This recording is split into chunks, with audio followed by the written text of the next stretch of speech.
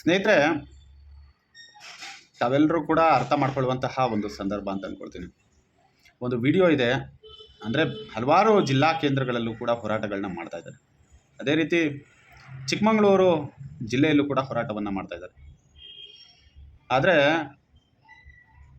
ಇದರ ವಿರುದ್ಧವಾಗಿ ಧ್ವನಿ ಎತ್ತಬೇಕಾದಂಥವರು ಹೊಸ ಹೊಸ ವಾಹನಗಳನ್ನು ಖರೀದಿ ಮಾಡಿ ಚಾಲಕರೇ, ನಿಮ್ಮ ಜೀವನ ಸುಗಮವಾಗಿರುತ್ತೆ.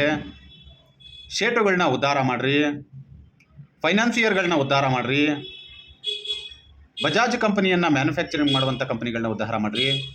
ಅದರ ಜೊತೆಯಲ್ಲಿ ಇತ್ತೀಚೆಗೆ ಬಂದಿರತಕ್ಕಂತಹ ಹಲವಾರು ಕಂಪನಿಗಳು ಬಂದಿದೆ, EV ವಾಹನಗಳು ಬಂದಿದೆ. ಚಾಲಕರ ಹೆಸರು ಹೇಳಿಕೊಂಡು ಚಾಲಕರಿಗೋಸ್ಕರ ಉದ್ಧಾರ ಮಾಡ್ತೀನಿ, ಚಾಲಕರುಗಳಿಗೋಸ್ಕರ ಆಶಾಕಿರಣವಾಗಿರ್ತೀನಿ, ಚಾಲಕರುಗಳನ್ನ ಬಳಸ್ಕೊಂಡು ಕೆಲವೊಂದಿಷ್ಟು ಜನಗಳನ್ನ ಜೊತೆಲಿ ಇಟ್ಕೊಂಡು ಅಣ್ಣನಿಗೆ ಜೈ ಅನ್ನಂತಹ ಮನಸ್ಥಿತಿಯನ್ನು ಇಟ್ಕೊಂಡು ಇವತ್ತು ಬೆಂಗಳೂರು ನಗರದಲ್ಲೇ ಕಟ್ಟಿ ಹಾಕಕ್ಕಾಗದೇ ಇರತಕ್ಕಂತಹ ಸಂಸ್ಥೆ ಇವತ್ತು ವೈರಸ್ ರೀತಿಯಲ್ಲಿ ಜಿಲ್ಲಾವಾರು ಕೇಂದ್ರಗಳು, ತಾಲೂಕು ಕೇಂದ್ರಗಳಿಗೆ ಕಾಲಿಟ್ಟು ಇಡೀ ಚಾಲಕರ ವರ್ಗವನ್ನು ಹಾಳು ಮಾಡಿ ಅವರ ಕುಟುಂಬಗಳನ್ನು ಕಣ್ಣೀರಲ್ಲಿ ಕೈ ತೊಳೆಯುವ ರೀತಿಯಲ್ಲಿ ಮಾಡ್ತಾ ಇದ್ದೀರಲ್ಲ. ನಿಮ್ಮ ಕೈಲಿ ಆಗಲ್ಲ ಅಂತ ಅಂದುಬಿಟ್ರೆ ಮುಂದೆ ಅವರ ಜೀವನವನ್ನು ಅವ್ರು ಕಟ್ಕೊಳ್ತಾರೆ. ಒಂದು ಕಡೆಗೆ ಚಾಲಕರ ಪರವಾಗಿ ನಾನು ಚಾಲಕರ ನಾಯಕ, ಚಾಲಕರಿಗೋಸ್ಕರನೇ ಉದ್ಧಾರ ಮಾಡೋಕ್ಕೋಸ್ಕರನೇ ನಾನು ನಿಂತಿರೋದು ಅಂತ ಹೇಳ್ತೀರಾ. ಇನ್ನೊಂದು ಕಡೆ ಬರ್ತೀರಾ, ವ್ಯಾಪಾರ ಮಾಡ್ಕೊಂಡು ಗಲ್ಲಿಗೊಂದೊಂದು ಮಾಡ್ಕೊಂಡು ಹೋಗ್ತಾ ಇದ್ದೀರಾ. ಇವತ್ತು ಆದಿ ಬೀದಿಗಳಲ್ಲಿ ಚಾಲಕರು ಯಾರನ್ನು ನಂಬಬೇಕು, ಯಾರನ್ನು ಬಿಡಬೇಕು, ಏನಾಗ್ತಾ ಇದೆ ಅಂತಕ್ಕಂತಹ ವಿಚಾರಗಳೇ ಅವ್ರಗಳಿಗೆ ಗೊತ್ತಾಗ್ತಾ ಇಲ್ಲ. ಇವತ್ತು ಇಡೀ ವ್ಯವಸ್ಥೆಯನ್ನು ತನ್ನ ಹಿಡಿತಕ್ಕೆ ತೆಗೆದುಕೊಂಡು ಸಾರಿಗೆ ಇಲಾಖೆಯಲ್ಲಿರ್ತಕ್ಕಂಥ ದರಿದ್ರ ಅಧಿಕಾರಿಗಳಂತೂ ಎಂಜಲು ಕಾಸಿಗೆ ನ್ಯಾಲ್ಗೆಯನ್ನು ಈಟುದ್ದ ಇಳೆ ಬಿಟ್ಕೊಂಡು ಕಾಯ್ತಾ ಕೂತ್ಕೊಂಡವ್ರೆ.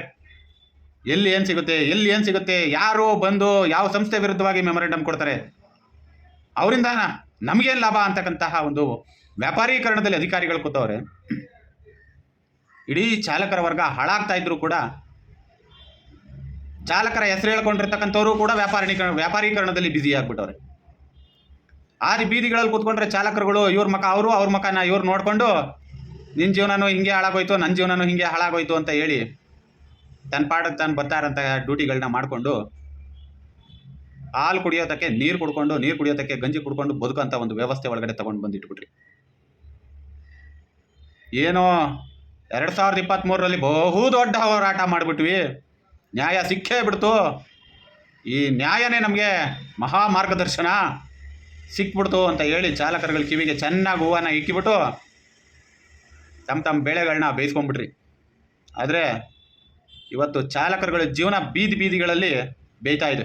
ಅದರಲ್ಲೂ ಬೆಂಗಳೂರನ್ನು ಬಿಟ್ಟು ಇವತ್ತು ತಾಲೂಕು ಜಿಲ್ಲೆಗಳಲ್ಲಿರ್ತಕ್ಕಂತಹ ಚಾಲಕರುಗಳು ಏನೋ ಅಷ್ಟೋ ಇಷ್ಟೋ ಅಂತ ಹೇಳಿ ದುಡಿಮೆ ಮಾಡಿಕೊಂಡು ಜೀವನ ಕಟ್ಕೊಳ್ಳೋರು ಬಾಳ್ಗೂ ಬೆಂಕಿ ಇಡೋದಕ್ಕೆ ಹೊರಟು ನಿಂತಿರ್ತಕ್ಕಂತಹ ಕಂಪನಿಗಳ ವಿರುದ್ಧವಾಗಿ ಒಂದೇ ಒಂದು ಪಿಟಿಕ್ ಅಂದೇ ಇರತಕ್ಕಂತಹ ನಾಯಕರುಗಳನ್ನ ಕಂಡ್ರೆ ಏಸಿಗೆ ಆಗಬೇಕು. ಬೆಂಗಳೂರಿನಲ್ಲಿ ಇಡೀ ಜಿಲ್ಲೆಗೆ ರಾಜಧಾನಿಯಾದಂತಹ ಬೆಂಗಳೂರಿನಲ್ಲೇ ಏನೂ ಮಾಡೋಕ್ಕಾಗದೇ ಇರೋ ಪರಿಸ್ಥಿತಿಗೆ ಕೈ ಕಟ್ಕೊಂಡು ಕೂತಿರೋ ಅಂಥದ್ದನ್ನು ನೋಡಿದರೆ ಎಲ್ಲರೂ ಕೂಡ ಕಂಪನಿಗಳು ಅಡಿಯಾಳಾಗಿದ್ದೀವ ಅಂತ ನೋಡಿಕೊಂಡ್ರೆ ನಿಜ ಅಂತ ಅನ್ನಿಸ್ತದೆ.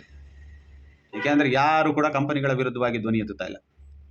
ಕಂಪನಿಗಳಿಗೂ ನನಗೂ ಸಂಬಂಧವೇ ಇಲ್ಲ ಅನ್ನೋ ರೀತಿಯಲ್ಲಿ ಬರೀ ವ್ಯಾಪಾರ. ಒಂದು ಕಡೆಗೆ ನೋಡಿಕೊಂಡ್ರೆ ಹಳೆ ಗಾಡಿ ತಗೊಂಡು ಮಾರೋದು, ಇನ್ನೊಂದು ಕಡೆ ನೋಡಿಕೊಂಡ್ರೆ ಹೊಸ ಗಾಡಿಗಳನ್ನ ತಗೊಂಡು ಬಂದು ರಿಜಿಸ್ಟ್ರ್ ಮಾಡಿ ಬಿಡ್ತಾ ಇರೋದು ಬೆಂಗಳೂರಿಗೆ.